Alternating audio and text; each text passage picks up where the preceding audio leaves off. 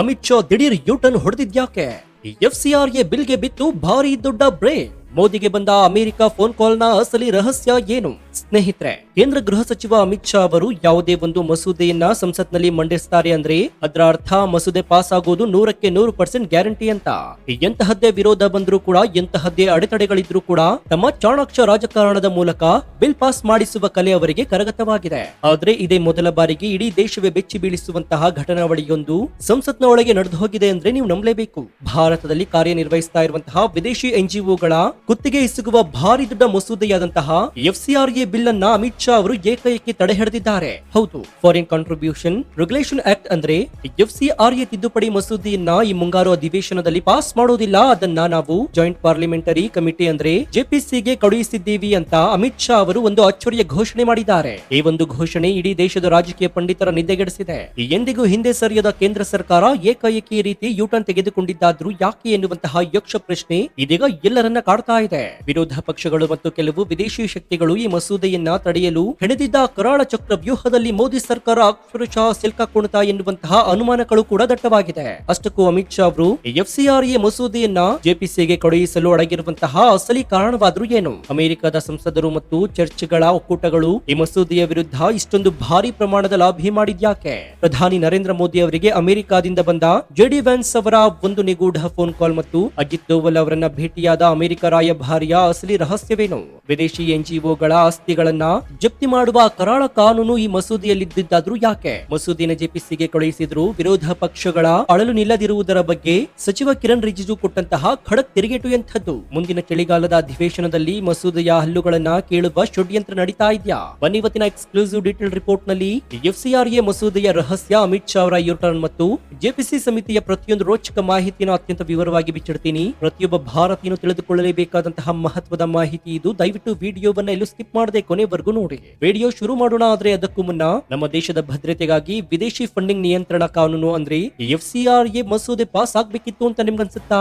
Comment ಮಾಡಿ, ವಿಡಿಯೋಗೆ like ಕೊಡಿ. ಜೊತೆಗೆ ಎಫ್ಸಿಆರ್ಎಗೆ ನಿಮ್ಮ ಬೆಂಬಲ ಇದ್ರೆ ಐ ಸಪೋರ್ಟ್ ಅಂತ ಕಮೆಂಟ್ ಮಾಡಿ. ಸ್ನೇಹಿತರೆ, ಆಗಸ್ಟ್ ತಿಂಗಳ ಈ ಮುಂಗಾರು ಅಧಿವೇಶನ ಅತ್ಯಂತ ಬಿಸಿ ಬಿಸಿಯಾದ ಚರ್ಚೆಗಳಿಗೆ ಸಾಕ್ಷಿಯಾಗಿತ್ತು. ಎಲ್ಲರೂ ಭಾವಿಸಿದ್ರು ಕೇಂದ್ರ ಸರ್ಕಾರ ಎಫ್ಸಿಆರ್ಎ ತಿದ್ದುಪಡಿ ಮಸೂದೆಯನ್ನ ಇದೇ ಅಧಿವೇಶನದಲ್ಲಿ ಸುಲಭವಾಗಿ ಪಾಸ್ ಮಾಡಿಕೊಂಡು ಕಾನೂನಾಗಿ ಜಾರಿಗೆ ತರುತ್ತೆ ಅಂತ. ಆದ್ರೆ ವಿರೋಧ ಪಕ್ಷಗಳು, ಎನ್ಜಿಒಗಳು ಮತ್ತು ಅಂತಾರಾಷ್ಟ್ರೀಯ ಮಟ್ಟದ ಕೆಲವು ಲಾಬಿ ಗುಂಪುಗಳು ಸರ್ಕಾರಕ್ಕೆ ಎಷ್ಟೊಂದು ಭಾರಿ ದೊಡ್ಡ ತಲೆನೋವು ತಂದಿಟ್ವು ಅಂದ್ರೆ ಕೊನೆಗೂ ಸರ್ಕಾರ ಒಂದು ಹೆಜ್ಜೆ ಹಿಂದೆ ಇಡಲೇಬೇಕಾದಂತಹ ಪರಿಸ್ಥಿತಿ ನಿರ್ಮಾಣವಾಯಿತು. ಆಗಸ್ಟ್ 13ರಂದು ಸಂಸತ್ನ ಮುಂಗಾರು ಅಧಿವೇಶನ ಮುಕ್ತಾಯಗೊಳ್ಳುವ ಹೊತ್ತಿಗೆ ಗೃಹ ಸಚಿವ ಅಮಿತ್ ಶಾ ಅವರು ಎದ್ದು ನಿಂತು ಈ ಮಸೂದೆ ಸದ್ಯಕ್ಕೆ ಪಾಸ್ ಮಾಡ್ತಾ ಇಲ್ಲ ಅಂತ ಹಾಗೂ ಅದನ್ನ ಜಾಯಿಂಟ್ ಪಾರ್ಲಿಮೆಂಟರಿ ಕಮಿಟಿಯ ಪರಿಶೀಲನೆಗೆ ಕಳುಹಿಸಿದ್ದೇವೆ ಅಂತ ಹೇಳಿದಾಗ ಇಡೀ ಸದನ ಅಕ್ಷರಶಃ ಸ್ತಬ್ಧವಾಗಿತ್ತು. ಸರ್ಕಾರದ ಮೇಲೆ ಇಷ್ಟೊಂದು ಭಾರಿ ಒತ್ತಡ ಬರಲು ಈ ಮಸೂದೆಯಲ್ಲಿದ್ದಂತಹ ಕರಾಳ ನಿಯಮಗಳಾದ್ರೂ ಏನು ಅನ್ನೋದನ್ನ ನೀವು ಅರ್ಥ ಮಾಡ್ಕೊಳ್ಬೇಕಾಗತ್ತೆ. ಭಾರತದಲ್ಲಿ ಸಾವಿರಾರು ಎನ್ಜಿಒಗಳು ಕೆಲಸ ಮಾಡ್ತಾ ಇದ್ದಾವೆ. ಇವುಗಳಿಗೆ ಅಮೆರಿಕ ಮತ್ತು ಯುರೋಪಿಯನ್ ದೇಶಗಳಿಂದ ಕೋಟಿ ಕೋಟಿ ರೂಪಾಯಿಗಳ ವಿದೇಶಿ ಫಂಡಿಂಗ್ ಬರ್ತಾ ಇದೆ. ಆ ಹಣವನ್ನ ಬಳಸಿ ಎನ್ಜಿಒಗಳು ಭಾರತದಲ್ಲಿ ಬೃಹತ್ ಜಮೀನುಗಳನ್ನ, ಕಟ್ಟಡಗಳನ್ನ ಮತ್ತು ಆಸ್ತಿಗಳನ್ನ ಖರೀದಿಸ್ತಾ ಇದ್ದಾವೆ. ಈ ಹೊಸ ಎಫ್ಸಿಆರ್ಎ ತಿದ್ದುಪಡಿಯ ಮಸೂದೆಯಲ್ಲಿ ಒಂದು ಅತ್ಯಂತ ಕಠಿಣವಾದ ನಿಯಮವನ್ನು ಸೇರಿಸಲಾಗಿತ್ತು. ಅದರ ಪ್ರಕಾರ ಯಾವುದೇ ಒಂದು ಎನ್ಜಿಒ ದೇಶ ವಿರೋಧಿ ಚಟುವಟಿಕೆಯಲ್ಲಿ ತೊಡಗಿದ್ರೆ ಮತ್ತು ಅವರ ಎಫ್ಸಿಆರ್ಎ ಲೈಸೆನ್ಸ್ ರದ್ದಾದ್ರೆ ಆ ಎನ್ಜಿಒ ವಿದೇಶಿ ಹಣದಿಂದ ಖರೀದಿಸಿದ ಎಲ್ಲ ಆಸ್ತಿಪಾಸ್ತಿಗಳನ್ನ ಸರ್ಕಾರ ಮುಟ್ಟುಗೋಲು ಹಾಕಿಕೊಳ್ಳಬಹುದು, ಅಂದ್ರೆ ಜಪ್ತಿ ಮಾಡಬಹುದು ಎನ್ನುವಂತಹ ನಿಯಮ ಅದಾಗಿತ್ತು. ಈ ಒಂದು ಪಾಯಿಂಟ್ ಇಡೀ ಎನ್ಜಿಒ ಮಾಫಿಯಾದ ಎದೆಯಲ್ಲಿ ಭಾರಿ ದೊಡ್ಡ ನಡಕವನ್ನು ಹುಟ್ಟಿಸಿತ್ತು. ವೀಕ್ಷಕರೇ, ಈ ಮಸೂದೆಯ ವಿರುದ್ಧ ಕೇವಲ ಭಾರತ ವಿರೋಧ ಪಕ್ಷಗಳು ಮಾತ್ರ ದನಿ ಎತ್ತಿಲ್ಲ, ಬದಲಾಗಿ ಸಾವಿರಾರು ಕಿಲೋಮೀಟರ್ ದೂರದಲ್ಲಿರುವ ಅಮೆರಿಕಾದಿಂದಲೂ ಕೂಡ ಭಾರಿ ದೊಡ್ಡ ಪ್ರೆಷರ್ ಬರಲು ಶುರುವಾಯಿತು. ಭಾರತಕ್ಕೆ ಬರುವ ಬಹುಪಾಲು ವಿದೇಶಿ ಫಂಡಿಂಗ್ ಅಮೆರಿಕಾದಿಂದಲೇ ಬರುತ್ತೆ. ಅಮೆರಿಕದ ಹಲವು ಪ್ರಭಾವಿ ಸಂಸದರು ಬಹಿರಂಗವಾಗಿ ಈ ಮಸೂದೆಯ ವಿರುದ್ಧ ಹೇಳಿಕೆಯನ್ನು ನೀಡಲು ಶುರು ಮಾಡಿದ್ರು. ಇದೆಲ್ಲದಕ್ಕಿಂತ ಮಿಗಿಲಾಗಿ ಅಮೆರಿಕದ ಉಪಾಧ್ಯಕ್ಷ ಅಭ್ಯರ್ಥಿಯಾಗಿರುವಂತಹ ಜೆಡಿ ವ್ಯಾನ್ಸ್ ಅವರಿಂದ ಪ್ರಧಾನಿ ನರೇಂದ್ರ ಮೋದಿ ಅವರಿಗೆ ಒಂದು ರಹಸ್ಯ ಫೋನ್ ಕಾಲ್ ಬರುತ್ತೆ. ಆ ರಹಸ್ಯ ಫೋನ್ ಕಾಲ್ ನಲ್ಲಿ ಏನ್ ಚರ್ಚೆಯಾಯಿತು ಎನ್ನುವುದು ಇಂದಿಗೂ ಕೂಡ ನಿಗೂಢವಾಗಿದೆ. ಅಷ್ಟೇ ಅಲ್ಲದೆ ಭಾರತದಲ್ಲಿರುವಂತಹ ಅಮೆರಿಕದ ರಾಯಭಾರಿ ಏಕಾಏಕಿ ನಮ್ಮ ರಾಷ್ಟ್ರೀಯ ಭದ್ರತೆ ಸಲಹೆಗಾರ ಅಜಿತ್ ದೋವಲ್ ಅವರನ್ನ ಭೇಟಿಯಾಗಿ ಸುದೀರ್ಘ ಮಾತುಕತೆಯನ್ನು ನಡೆಸಿದ್ದಾರೆ. ಅಂದ್ರೆ ಎಫ್ಸಿಆರ್ಎ ಮಸೂದೆ ಅಮೆರಿಕದ ಹಿತಾಸಕ್ತಿಗಳಿಗೆ ಭಾರಿ ದೊಡ್ಡ ಪೆಟ್ಟು ಕೊಡ್ತಾ ಇತ್ತು ಎನ್ನುವುದು ಅದರಿಂದ 100% ಸಾಬೀತಾಗ್ತಾ ಇದೆ. ಕೇವಲ ಬಾಹ್ಯ ಒತ್ತಡ ಮಾತ್ರವಲ್ಲದೆ ಆಂತರಿಕವಾಗಿಯೂ ಕೂಡ ಈ ಮಸೂದೆಗೆ ಭಾರಿ ದೊಡ್ಡ ವಿರೋಧ ವ್ಯಕ್ತವಾಯಿತು. ಭಾರತದಲ್ಲಿರುವಂತಹ ಅನೇಕ ಪ್ರಭಾವಿ ಚರ್ಚುಗಳ ಒಕ್ಕೂಟಗಳು ಮತ್ತು ಕ್ರಿಶ್ಚಿಯನ್ ಸಂಸ್ಥೆಗಳು ಈ ಮಸೂದೆಯನ್ನು ತೀವ್ರವಾಗಿ ಖಂಡಿಸಿದ್ವು. ವಿದೇಶದಿಂದ ಬರುವ ದೇಣಿಗೆಯನ್ನು ತಡೆಯುವ ಮೂಲಕ ಸರ್ಕಾರ ತಮ್ಮ ಧಾರ್ಮಿಕ ಮತ್ತು ಸೇವಾ ಕಾರ್ಯಗಳಿಗೆ ಅಡ್ಡಿಪಡಿಸ್ತಾ ಇದೆ ಅಂತ ಅವರು ಆರೋಪಿಸಿದ್ರು. ಇನ್ನು ರಾಜಕೀಯವಾಗಿ ತಮಿಳುನಾಡಿನ ಎಂಕೆ ಸ್ಟಾಲಿನ್ ಸರ್ಕಾರ ಈ ಮಸೂದೆಯ ವಿರುದ್ಧ ಭಾರಿ ದೊಡ್ಡ ದನಿ ಎತ್ತಿತ್ತು. ರಾಜ್ಯಗಳ ಹಕ್ಕುಗಳನ್ನ ಕಸಿದುಕೊಳ್ಳಲಾಗ್ತಾ ಇದೆ ಅಂತ ಬೊಬ್ಬೆ ಹೊಡೆಯಲಾಗ್ತಾ ಇತ್ತು. ಕಳೆದ ಕೆಲವು ತಿಂಗಳುಗಳಿಂದ ನೀಟ್ ಪರೀಕ್ಷೆ ವಿವಾದ ಮತ್ತು ಇತರ ಸಮಸ್ಯೆಗಳಿಂದ ಈಗಾಗಲೇ ಹೈರಾಣಾಗಿದ್ದಂತಹ ಕೇಂದ್ರ ಸರ್ಕಾರಕ್ಕೆ ಎಫ್ಸಿಆರ್ಎ ಮಸೂದೆಯ ವಿರುದ್ಧ ಅಕ್ಷರಶಃ ನುಂಗಲಾರದ ತುತ್ತಾಗಿ ಪರಿಣಮಿಸಿತ್ತು ಅಂದ್ರೆ ಖಂಡಿತ ಹೌದು.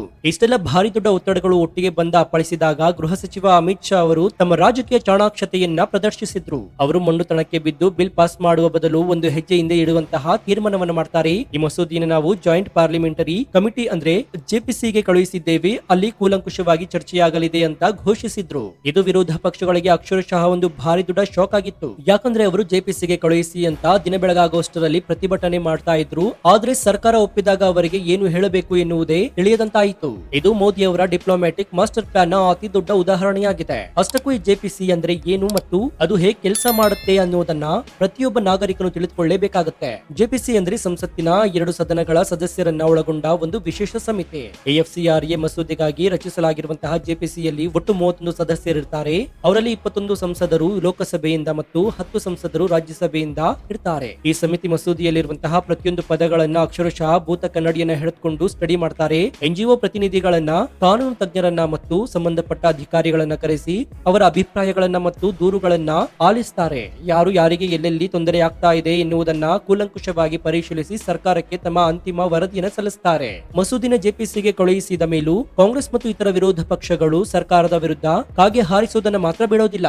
ಇದಕ್ಕೆ ಕೇಂದ್ರ ಸಂಸದೀಯ ವ್ಯವಹಾರದ ಸಚಿವ ಕಿರಣ್ ರಿಜಿಜು ಅವರು ಅಕ್ಷರಶಃ ಮುಖದ ಮೇಲೆ ಹೊಡೆದಂತೆ ಭರ್ಜರಿಯಾದ ಉತ್ತರವನ್ನು ಕೊಟ್ಟಿದ್ದಾರೆ. ನೀವು ದಿನವಿಡೀ ಇದೇ ಜೆಪಿಸಿಗೆ ಕಳುಹಿಸಿ ಅಂತ ಬೊಬ್ಬೆ ಹೊಡಿತಾ ಇದ್ರಿ, ಈಗ ನಾವು ಕಳುಹಿಸಿದ ಮೇಲೆ ಅದನ್ನ ಸ್ವಾಗತಿಸುವ ಬದಲು ಮತ್ತೆ ಯಾಕೆ ವಿರೋಧ ಮಾಡ್ತಾ ಇದ್ದೀರಿ ಅಂತ ಅವರು ಪ್ರಶ್ನಿಸ್ತಾ ಇದ್ದಾರೆ. ಈ ಮಸೂದೆ ಯಾವುದೇ ಅಲ್ಪಸಂಖ್ಯಾತರನ್ನ ಟಾರ್ಗೆಟ್ ಮಾಡಲು ತರ್ತಾ ಇಲ್ಲ, ಇದು ಇಡೀ ದೇಶವನ್ನ ಸುರಕ್ಷಿತವಾಗಿಡಲು ತಂದಿರುವಂತಹ ಕಾನೂನು. ನಿಮ್ಗೆ ಏನಾದ್ರೂ ಆಕ್ಷೇಪಗಳಿದ್ರೆ ಜೆಪಿಸಿಯಲ್ಲಿ ಸಾಕಷ್ಟು ಸಮಯ ಸಿಗುತ್ತೆ, ಅಲ್ಲಿ ಹೋಗಿ ನಿಮ್ಮ ವಾದವನ್ನ ಮಂಡಿಸಿ ಅಂತ ಕಿರಣ್ ಅವರು ಖಡಕ್ ಆಗಿ ಹೇಳಿ ವಿಪಕ್ಷಗಳ ಬಾಯಿಯನ್ನ ಕಂಪ್ಲೀಟ್ ಆಗಿ ಮುಚ್ಚುತ್ತಿದ್ದಾರೆ. ಒಂದ್ ಕಡೆ ವಿರೋಧ ವ್ಯಕ್ತವಾಗ್ತಾ ಇದ್ರೆ ಇನ್ನೊಂದು ಕಡೆ ಈ ಮಸೂದೆಯ ಪರವಾಗಿ ಭಾರಿ ದೊಡ್ಡ ಬೆಂಬಲ ಕೂಡ ಇತ್ತು ಎನ್ನುವುದನ್ನು ನಾವು ಮರೆಯಲೇಬಾರದು. ಭಾರತದ ಅತ್ಯಂತ ಪ್ರಖ್ಯಾತ ಹಿರಿಯ ವಕೀಲರಾದ ಹರೀಶ್ ಸಾಳ್ವೆ ಅವರು ಈ ಮಸೂದೆಯ ಪರವಾಗಿ ಬಲವಾದ ಬ್ಯಾಟ್ ಬೀಸಿದ್ರು. ಅವರು ಸ್ವತಃ ಒಬ್ಬ ಕ್ರಿಶ್ಚಿಯನ್ ಆಗಿದ್ರು ಕೂಡ ಈ ಮಸೂದೆ ಯಾವುದೇ ನಿರ್ದಿಷ್ಟ ಧರ್ಮದ ವಿರುದ್ಧವಾಗಿಲ್ಲ ಎನ್ನುವುದನ್ನ ಅವರು ಅತ್ಯಂತ ಸ್ಪಷ್ಟವಾಗಿ ಹೇಳಿದ್ದಾರೆ. ವಿದೇಶಿ ಫಂಡಿಂಗ್ ಪಡೆಯುವ ಎನ್ಜಿಒಗಳನ್ನ ಹೆಚ್ಚು ಪಾರದರ್ಶಕವಾಗಿ ಮತ್ತು ಜವಾಬ್ದಾರಿಯುತವಾಗಿ ಮಾಡುವುದು ದೇಶದ ಹಿತಾಸಕ್ತಿಯ ದೃಷ್ಟಿಯಿಂದ ಅತ್ಯಂತ ಅವಶ್ಯಕ. ಪವನ್ ಕಲ್ಯಾಣ್ ಅವರಂತಹ ನಾಯಕರು ಕೂಡ ಈ ಮಸೂದೆ ಪಾಸ್ ಆಗ್ಲೇಬೇಕು ಅಂತ ಬಹಿರಂಗವಾಗಿ ಆಗ್ರಹಿಸಿದ್ರು. ಆದ್ರೆ ಸದ್ಯಕ್ಕೆ ಈ ಕನಸಿಗೆ ಸ್ವಲ್ಪ ಬ್ರೇಕ್ ಬಿದ್ದಿದೆ. ಈಗ ಮುಂದೇನು ಎನ್ನುವಂತಹ ಪ್ರಶ್ನೆಗೆ ಉತ್ತರ ಸಿಗುವುದು ಮುಂಬರುವ ಚಳಿಗಾಲದ ಅಧಿವೇಶನದಲ್ಲಿ, ಅಂದ್ರೆ ವಿಂಟರ್ ಸೆಷನ್ ನಲ್ಲಿ. ಜೆಪಿಸಿ ತನ್ನೆಲ್ಲ ಚರ್ಚೆಗಳನ್ನ ಮುಗಿಸಿ ತನ್ನ ರಿಪೋರ್ಟ್ ಗಳನ್ನ ಚಳಿಗಾಲದ ಅಧಿವೇಶನದಲ್ಲಿ ಸಂಸತ್ಗೆ ಸಲ್ಲಿಸಲಿದೆ. ಆದ್ರೆ ಇಲ್ಲಿರುವ ಅತಿ ದೊಡ್ಡ ಕರಾಳ ಭಯ ಅಂದ್ರೆ ಜೆಪಿಸಿ ಚರ್ಚೆಗಳ ನೆಪದಲ್ಲಿ ಮಸೂದೆಯಲ್ಲಿದ್ದಂತಹ ಕಠಿಣ ನಿಯಮಗಳನ್ನ ಅಂದ್ರೆ ಆಸ್ತಿ ಜಪ್ತಿ ಮಾಡುವಂತಹ ನಿಯಮಗಳನ್ನ ಕಂಪ್ಲೀಟ್ ಆಗಿ ತೆಗೆದು ಹಾಕುವ ಷಡ್ಯಂತ್ರ ನಡೀತಾ ಇದೆಯಾ ಎನ್ನುವುದು. ಮಸೂದೆ ಕೇವಲ ಹೆಸರಿಗೆ ಮಾತ್ರ ಎಫ್ಸಿಆರ್ಎ ಆಗಿದ್ದು ಅದರ ಒಳಗಿರುವಂತಹ ಎಲ್ಲಾ ಸ್ಟ್ರಾಂಗ್ ಪಾಯಿಂಟ್ ಗಳನ್ನ ನೀರು ಪಾಲು ಮಾಡಿದ್ರೆ ಈ ಇಡೀ ಪ್ರಕ್ರಿಯೆ ಕೇವಲ ಒಂದು ಪ್ರಹಸನವಾಗಿ ಉಳಿಯುತ್ತೆ. ಸರ್ಕಾರ ಈ ಲಾಬಿಗಳಿಗೆ ಮಣಿಯುತ್ತಾ ಅಥವಾ ತನ್ನ ನಿಲುವಿಗೆ ಬದ್ಧವಾಗಿರುತ್ತೆ ಎನ್ನುವುದನ್ನ ಕಾದ್ ನೋಡ್ಬೇಕಾಗುತ್ತೆ. ಅಂತಿಮವಾಗಿ ಇಡೀ ರಾಜಕೀಯ ಮತ್ತು ಭೌಗೋಳಿಕ ವಿದ್ಯಮಾನವನ್ನು ಅವಲೋಕಿಸಿದಾಗ ನಮ್ಗೆ ಅರ್ಥ ಆಗುವ ಒಂದು ಕಟು ಸತ್ಯ ಏನಂದ್ರೆ ಪ್ರಜಾಪ್ರಭುತ್ವದಲ್ಲಿ ಯಾವುದೇ ಒಂದು ದೊಡ್ಡ ಕಾನೂನನ್ನ ಜಾರಿಗೆ ತರುವುದು ಅಷ್ಟು ಸುಲಭದ ಮಾತಲ್ಲ ಅನ್ನೋದು. ಅಮಿತ್ ಶಾ ಅವರ ಈ ಯೂಟರ್ನ್ ಅನ್ನ ಕೆಲವರು ಸರ್ಕಾರದ ಸೋಲು ಅಂತ ವಿಶ್ಲೇಷಿಸಬಹುದು, ಆದ್ರೆ ವಾಸ್ತವದಲ್ಲಿ ಇದು ಒಂದು ಹೆಜ್ಜೆ ಹಿಂದೆ ಇಟ್ಟು 100 ಹೆಜ್ಜೆ ಮುಂದಕ್ಕೆ ಜಿಗಿಯುವ ಮೋದಿ ಅವರ ಭಾರಿ ದೊಡ್ಡ ರಣತಂತ್ರವಾಗಿರಬಹುದು. ಜೆಪಿಸಿ ಮೂಲಕ ಎಲ್ಲರ ಅಭಿಪ್ರಾಯವನ್ನ ಕೇಳಿದಂತೆ ಮಾಡಿ ವಿರೋಧ ಪಕ್ಷಗಳ ಬಾಯಿಯನ್ನ ಶಾಶ್ವತವಾಗಿ ಮುಚ್ಚಿಸಿ ನಾಳೆ ಇನ್ನಷ್ಟು ಬಲಿಷ್ಠವಾಗಿ ತರುವ ಲೆಕ್ಕಾಚಾರ ಸರ್ಕಾರದ ಮುಂದಿರಬಹುದು. ವಿದೇಶಿ ಫಂಡಿಂಗ್ ನ ಕರಾಳ ಸಾಮ್ರಾಜ್ಯವನ್ನ ಬೇರು ಸಹಿತ ಕಿತ್ತು ಹಾಕುವ ನವ ಭಾರತದ ಈ ಸಂಕಲ್ಪ ಇಂದು ಸ್ವಲ್ಪ ತಡವಾಗಿರಬಹುದು, ಆದ್ರೆ ಇದು ಖಂಡಿತವಾಗಿಯೂ ಕೂಡ ಒಂದು ದಿನ ಜಾರಿಯಾಗಿಯೇ ತೀರುತ್ತೆ ಎನ್ನುವುದೇ ಇಡೀ ಪ್ರಜ್ಞಾವಂತ ಜಗತ್ತಿನ ಸ್ಪಷ್ಟ ವಿಶ್ಲೇಷಣೆಯಾಗಿದೆ. ಎಫ್ಸಿಆರ್ಎ ಬಿಲ್ ನ ರಹಸ್ಯ, ಅಮಿತ್ ಶಾ ಅವರ ಯೂಟರ್ನ್ ಮತ್ತು ಜೆಪಿಸಿ ಸಮಿತಿಯ ಈ ವಾಸ್ತವ ಚಿತ್ರಣವನ್ನ ಎಲ್ಲರಿಗೂ ತಲುಪುವ ಹಾಗೆ ಹೆಮ್ಮೆಯಿಂದ ವಿಡಿಯೋವನ್ನ ನಿಮ್ಮ ವಾಟ್ಸ್ಆಪ್ ಫೇಸ್ಬುಕ್ ಗ್ರೂಪ್ ನಲ್ಲಿ ಮರೆಯದೆ ಶೇರ್ ಮಾಡಿ. ಇದೇ ರೀತಿಯ ನಿಷ್ಪಕ್ಷಪಾತ, ತ್ವರಿತ ಮತ್ತು ಅತ್ಯಂತ ಡೀಟೇಲ್ ಆದ ರಿಪೋರ್ಟ್ಗಳಿಗಾಗಿ ನಿಮ್ಮ ನೆಚ್ಚಿನ ಫಸ್ಟ್ ಟ್ಯೂಬ್ ಯೂಟ್ಯೂಬ್ ಚಾನಲ್ ಅನ್ನು ಈಗಲೇ ಸಬ್ಸ್ಕ್ರೈಬ್ ಮಾಡಿಕೊಂಡು ಪಕ್ಕದಲ್ಲಿರುವಂತಹ ಬೆಲ್ ಐಕಾನ್ ಅನ್ನು ಪ್ರೆಸ್ ಮಾಡಿ. ಇದರಿಂದ ನಾವು ಹಾಕುವ ಹೊಸ ವಿಡಿಯೋಗಳ ನೋಟಿಫಿಕೇಶನ್ ಮೊದಲು ನಿಮಗೆ ಸಿಗುತ್ತೆ. ಮತ್ತೊಂದು ಕುತೂಹಲಕಾರಿ ವಿಡಿಯೋದೊಂದಿಗೆ ನಿಮ್ಮನ್ನ ಭೇಟಿಯಾಗ್ತೀನಿ. ಅಲ್ಲಿಯವರೆಗೂ ಎಚ್ಚರದಿಂದ ಇರಿ, ದೇಶ ವಿದೇಶದ ಆಗು ಹೋಗುಗಳನ್ನ ಗಮನಿಸ್ತಾನೆ ಇರಿ. ಇದಾಗಿತ್ತು ಈ ಕ್ಷಣದ ವಿಶೇಷ. ನೋಡ್ತಾ ಇರಿ ಫಸ್ಟ್ ಟ್ಯೂಬ್ ಕನ್ನಡ. ಧನ್ಯವಾದ.